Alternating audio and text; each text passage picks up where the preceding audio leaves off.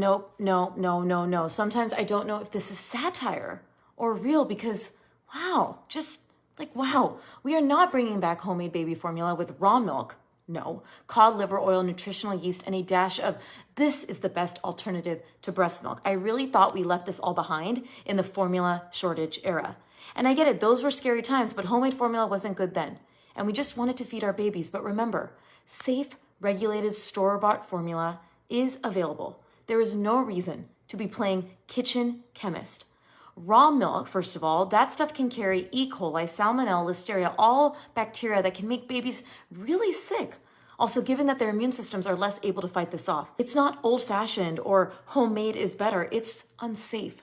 And the nutrient balance, it's a shot in the dark. You're trying to mimic breast milk's precise blend of protein, fats, vitamins, minerals with gelatin and coconut oil. That's not science. This is guesswork.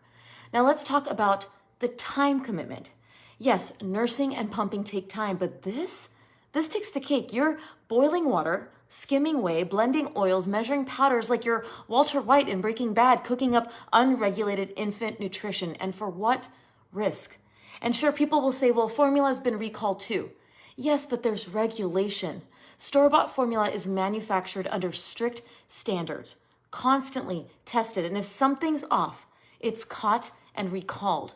There's oversight. Homemade formula. If something goes wrong, no one's coming to check your kitchen. And the risk can truly mean life or death or hospital visits that we can avoid.